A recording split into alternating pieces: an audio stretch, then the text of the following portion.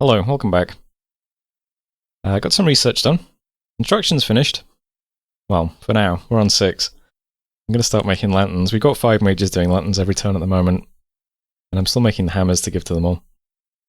825 research at the moment. Some mages are moving though. I'm going to aim for 2000 research by turn 40. I'm not sure how doable that's going to be, but that's going to be the target. And then a provocation, then a alteration, probably. Search for sites, found an iron cliff. No more water sites though, still on 1 water jumper turn, which is a shame. Saw a battle in Urfel, but yeah, just against PD. Did lose another Magister Arcane though, so you know. That's one of the big empty provinces taken. Chenchi's back in his cap now. I'm going to assume these two fight each other, but I don't know. I'm moving away. Benson low marked 6 Earth Gems and Curtain Well 7 Fire Gems. And that's it for messages. Yeah, so Agothra is already attacking Kalem, so good for them. I think our goal is going to be to just clip the border. So Batimore here we can attack with this little squad that's been hanging around for a while. In a few turns. We'll take this, and then aim to get these 3 as well. Pick up this throne. That's going to be the plan. Our army is very slow though. We probably don't need all of the army, but even so, a lot of it is slow. So I'm going to just start moving stuff this direction. The Tengu can fly pretty far. If they're led by like a bunch of Ryujin, they can head over here in 1 turn pretty much, so that's okay. So a lot of these guys are just going to hang around researching for a bit while the slow stuff moves. So Epernia is getting this stuff, including this mage, who's only got 12 map move. Some stuff's heading to failure as well. Oh, that's a commander to pick up some stuff. No, it's gamer stuff. Gamer stuff is heading to Jomon, so all these like sharks and archers and stuff. All the Soheis. They're all heading on, and it'll be, you know, it's going to be a turn or 2, but we'll eventually march over there. It'll be nice to transition into having armies that are mostly Tengu, I think. You know, one day when we can put Army of Lead on them all, it's probably pretty reasonable, actually. They'll be fine. But for now, just slow walking. And yeah, I'm going to aim to get these 4 provinces as well. Kalem's getting attacked by Agartha. I think that's fine. If we can just kind of gradually expand our borders slightly by taking bites out of people while we focus on research, that's probably fine, right? I think Atlantis got the biggest chunk of Lemuria. But very early on I said to Atlantis, do you want to stay peaceful and we'll just let each other know if anyone tries to get us to attack the other person, and ever since then they just haven't really messaged me. We've just been kind of, I assume we'll be peaceful for a while if things stay like that. It would be nice to be able to just ignore this entire border and just worry about these players. We've got one neighbour who's very small who hopefully just ignores us now and tries to fight Man, and Man tries to fight them. That'll keep those guys tied up. Bogarus is probably going to stay pretty small. Yeah, so these are our only real important neighbours at the moment, so if we can take a bite out of one while the other one fights them, that'd be really good for us. Not sure if it makes the most interesting series to watch, but it's probably fine as a strategy. In Lomark we have, let's see, we've got 2 guys with hammers making lanterns and then 3 guys without them. So this is 25 gems worth of lightless lanterns. But I think we're getting it for 16 gems at the moment, and it'll continue getting more efficient. So, pretty good. We'll blow through the fire gems quite quickly, but not too bad actually. So that's all pretty cool too. I should probably look into what else we should be forging at the moment, because there's probably other things, but I mean, this is fine for now.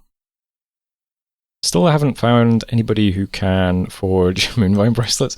I'm starting to worry if it's going to be like a mistake just going all in on Omnioges, because they, you know, they do take longer to recruit. So technically, having every fort just making Omnioges is slowing down our research.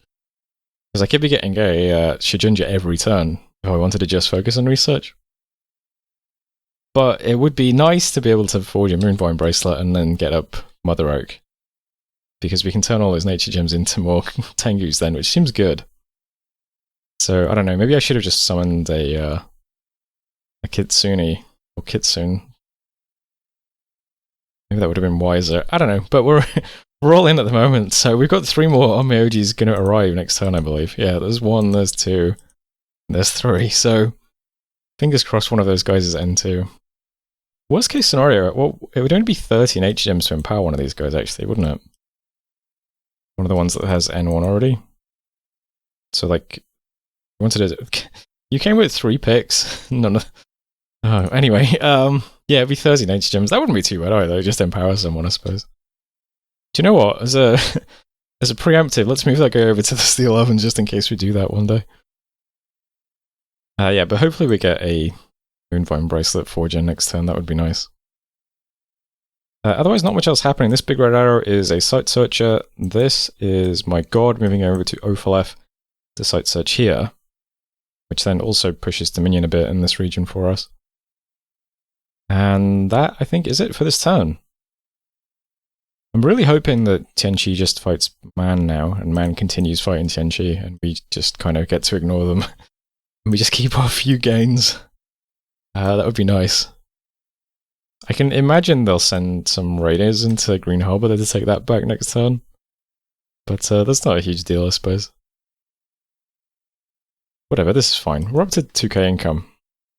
A really big gold event next turn to help keep us floating would be really nice as well. Let's see if we get lucky. That was turn 33, so thanks for watching, and I'll see you next time. Hello, welcome back.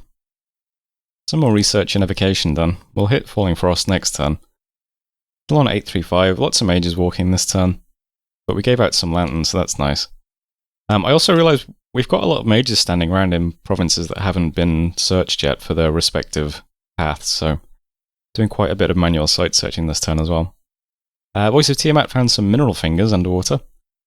That's 2 more earth gems.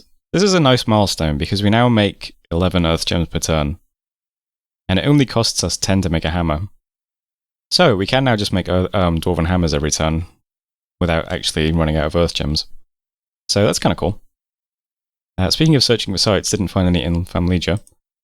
Lemuria has a new prophet. Saw a battle in Winter Peaks, kind of a funny one. We have a Gartha here marching at Calum. There's 1 Solus, is that? Okay. Yeah, some leaderless units here fly onto the back line and immediately kill the mages. Bit unfortunate, you know.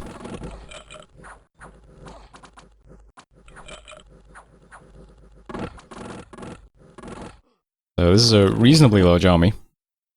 Walking into an undefended province and instantly losing 2 mages that cost 185 gold each. So, you know, pretty funny. Besides that, not much to report in the World of Wars. We did get a scout discovered in Jimport, so we get to see this army again. But it hasn't really grown very much since the last time we saw it. We could probably ball all of our units up at this point and march at Tianqi and probably come out on top, but would it be worth it? I don't know. They're still just kind of walking around inside their territory at the moment. Events were just a bunch of like minor gem events, and then we also got a little bit of income as well in Fire Mountains. And that's it for messages. So we're over 2k income now, for real. In the middle of winter with heat scales. I guess that's nice. Here's the map now. Right, big news, guys. First up, we did not recruit an N2 on Myoji, so we still can't make Moonvine bracelets. But I decided to look up what the other nations are in the game. And I realized Utgard could probably make them if they had a N2 Norna, maybe, or something else. I don't know. Well, either way, I sent a message to Utgard and said I'd like to buy one. They want to sell me one. And they said they would. They even agreed to take non-nature gems for it. So I'm just going to use our death gems to buy it. So I'm going to give them 20 death gems at some point. I don't know when they're going to send it to me. But at some point they're going to sell us a Moonvine bracelet for 20 death gems. Death gems are always useful, but we don't have any immediate use for them, so I don't know. Maybe it's a mistake to spend a bunch of gems that I don't really have a way of getting back. But I think it'd be nice to get up Mother Oak, so that's still the plan. So we'll get a Moonvine bracelet off Utgard at some point. So all my forts are just going to recruit the cheapest, smallest Shigenjas for a bit, just to get out lots of research each turn. So it's 95 gold for 9 research. And then that's +2 from our scales. And then they can all hold lanterns without me worrying too much about who's going to get horror marked. So it's not going to matter too much if a bunch of little Onmyojis get, little Shigenjas get horror marked. So, yep, all our recruitment switched over now, except my cap. I guess I might just keep getting Onmyojis in my cap. But we're getting small siege engines in the 3 forts. We're also still getting them in these like random provinces as well. So that's pretty nice. So we're getting lots of mages each turn and every other turn. And still making 5 lightless lanterns a turn. Making 3 hammers every turn. Pretty cool. I'm going to turn on arcane probing casting this turn, so we've got like 3 astral mages in the 3 parts of our territory that are all just going to start remote site searching for astral. Because we would like to build up a big stockpile of pearls at some point. So that's the next plan. And yeah, a bunch of people are also just manually site searching as well for paths that we haven't looked for yet. So World Pillar, we've got some guys site searching, looking for fire and water. We've got some guys site searching in Lowmark as well, looking for water. So we're doing a little bit of site searching now. Remote. And in the random forts. And probably next turn I'm going to attack Calum and just try and clip their border. While Garth is pressing them. We'll see though. It's possible this moves straight onto the the throne, which would be annoying. But, well, I guess if that happens, I won't attack Calum, I'll attack Burgers instead. Either way, we're going to have units in some sort of position next turn. I'm moving all of our Ryujin up towards Lowmarks. They can pick up flying units too. We've got very slow movements, very slow units moving into Tephalia and also into Fire Mountains. So next time we can move some stuff into Curtain Wall. Probably fly some stuff onto Furia. Probably use my god somewhere if there's Dominion around here. And also use this stack to attack Baltimore as well. So that'll be the plan. See what happens though. I would still really like a big gold event, because I'd like to start putting down more temples as well. So, oh well, I suppose. The other noteworthy thing this turn is that we saw that someone actually took this throne. This is Erythea. Looks like kind of a small force for that throne. Wasn't that like a huge throne? It's a bit worrying. Shame we didn't have a scout here. I don't know anything about Erythea. Don't know what that nation does. I assume it's pretty new. Relative to the other nations in the game. I don't think I've ever even seen it in a game. So definitely never going to think about this nation. Going to completely ignore it and pretend it doesn't exist, because I don't know what it does yet. But maybe we'll scout it at some point. Speaking of which, you can see my scouts sort of filtering into Calum's territory now. Yeah, I really hope Agatha doesn't go this way, because that kind of cuts me off attacking Calum. But I guess we'll deal with that when it happens, if it happens. Other than that, not much else to say. While I was talking to Utgard about buying a Moonvine bracelet, I did ask them if they were going to attack Tianqi or not, because they do have the big stacks just sitting here. So I sent them a screenshot of the battle report showing Tianqi's army, and a screenshot of the map showing the layout, so hopefully they move in. It would be nice just for Tianqi to get finished off, so I don't have to worry about them kind of trying to raid me to be annoying. We'll see though. That is the turn though, turn 34. So thanks for watching, and I'll see you next time. Hello, welcome back. Some more research done in Evocation. We're still around 800 because a lot of mages are moving. Listen, this is going to rocket up. Any turn now, guys. Any turn now, it's going to rocket up. We will hit Evocation 6 next turn though, which is kind of cool. We're already kind of... I mean, we're getting a lot of research done anyway. The early levels don't require much, so, you know, it's pretty good, right? Can't really use anything at 6. I mean, I guess we can use Flamer up. Nope, it's range 7, never mind, that's not very useful. I don't think Cleansing Water is going to be too useful at the moment. I mean, who knows, right? It's nice, we'll keep going anyway. Another throne has been claimed, Throne of Water. And we did some site searching this turn. We didn't find much. We did find a Moonlit Halls in Tephalia. That's one more pearl at least, but nobody else had any success anywhere. I'm going to keep doing arcane probing each turn though. We'll spam that one, look for pearls, see if we get lucky. Some nice events this turn. Tephalia we got 200 gold, which is pretty cool. Green Harbour, the wayward siren was found by a lonely fisherman. He helped her mend her broken wing and gained her trust.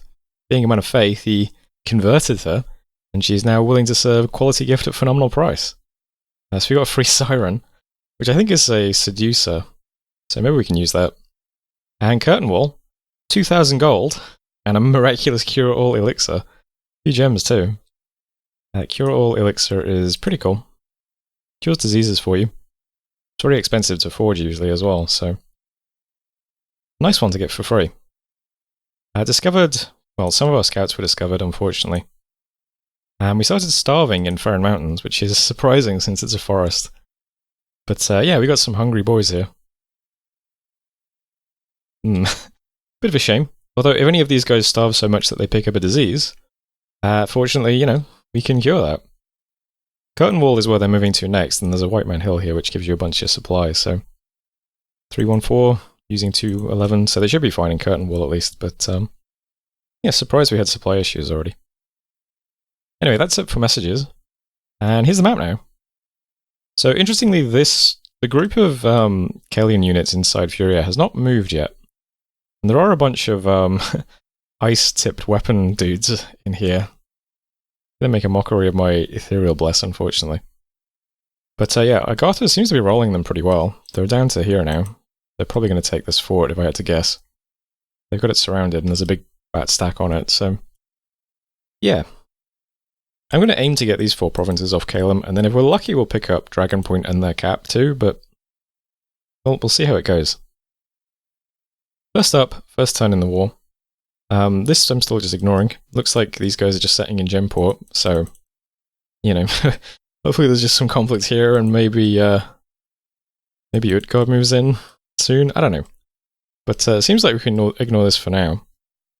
Oh, incidentally, speaking of Utgard, I did get a message from them. Apparently they don't have Construction 6 yet, they just realized, so might be a little while before we get our Moonvine Bracelet, but that's okay, because we can't cast Mother Oak yet anyway, so not a big deal, but hopefully we get it in the next few turns. That would be nice.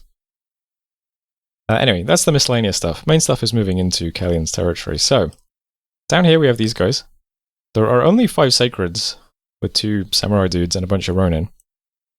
Hopefully these guys are okay hitting PD. We've got, you know, Mundane Leader, guy to bless the handful of Sacred troops. We'll hit Batimore, we'll see how that goes. Fingers crossed we take it with no problems, and that would be nice. I'm also going to have my god hit Silverfangs. It's outside of our dominion, but it looks like the defense is 1 officer, so it's 1 point of PD and then maybe like a unit. So I'm just going to do Mistform, Astral Shade, Fire Closest. I'm sure we'll be fine. Not predicting any problems. We're going to put a big army in Curtain Wall next turn, so we have about 100 Soheis, about 75 archers, I think. Bunch of sharks, a couple of random mages and some priests and things, my prophet, who's looking very chunky at the moment. So they'll all be parked adjacent to this throne. But I would like to put this throne under siege this turn. So I'm just going to fly all of our Ryujin over. Seems fair enough, right? I can bring a few Tengu as well, but unfortunately we can't get a priest here with them, so we can't actually bless the Tengu, which is a shame. Also can't bless our Ryujin themselves. So no bless at all in this battle, which is a bit of a shame. But we can do a bunch of air allies and water allies. A couple of earth allies, because why not? So it's going to be 1, 2, 3, 4, 5, 6, 7, 8, 9, 10, 11. 11 elementals of various flavors. And 1 guy casting Body Ethereal. So as long as nothing is patrolling, I mean that's going to put that under siege. Its province appears to be quite well organized, so probably 6 points of PD. That should be fine. As long as nothing patrols. If a bunch of stuff patrols, this will be very embarrassing if we end up losing some Ryujin. I could make fire elementals instead, which would probably be better overall. But water allies are free because we have the pearls, which gives us a temporary water gem. And fire allies might, you know, burn our Tengu, which should be a bit annoying. So I'm just going to err on the side of caution and just summon water allies. We'll hit Batimore with a little squad of shite. We'll hit Silverfangs with an unblessed god. And we'll hit Furia with a bunch of unblessed Sacreds and a ton of Ryujin. Is any of that efficient? No. But let's just sit on this line quickly. And then next time we can bring over the rest of the big army, and then we'll all be together. I don't want to park the army here before we've put this fort under siege is the thing. I hate telegraphing attacks. So I'd rather get this under siege now before we park the army here than they're not and all the region over. So that's why our research is so low at the moment. You can imagine if all these region were not moving, there'd be quite a bit more research getting done. I wish there was something else we could bring over units-wise during this turn, but there really isn't, unfortunately. Our units are just so slow. I probably should have been summoning stuff that's a bit more mobile in these provinces, but not sure what that would be. Saving up nature gems. Well, either way, those are the moves at the moment. We'll script a real army next turn, and yeah, let's just push in, see what happens. We've got another fire mage over here now, so we're doing 6 Lightless Lanterns a turn, which is pretty nice. And besides that, not much else to say. We are still floating 1,175 gold, which is nice, so all of our exterior things are mostly recruiting big Shinjas every turn at the moment. And I'm even getting luxury stuff like random priests every turn, scouts every turn, stuff like that. So as long as we keep floating a bunch of luck gold, that would be very cool. Besides that, only thing left to say is I put a bid on the Master Assassin, and that is it for this turn. So that's turn 35. Thanks for watching. See you next time.